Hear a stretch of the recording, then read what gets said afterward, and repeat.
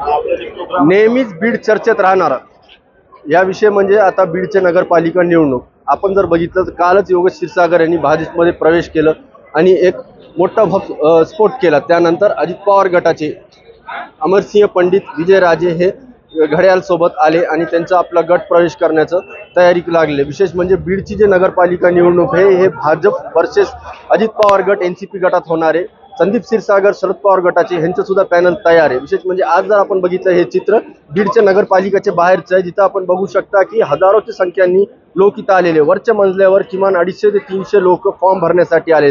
सकाळपासूनच हे रांग लागलेले 3 वाजूस्तर टाइम आहे।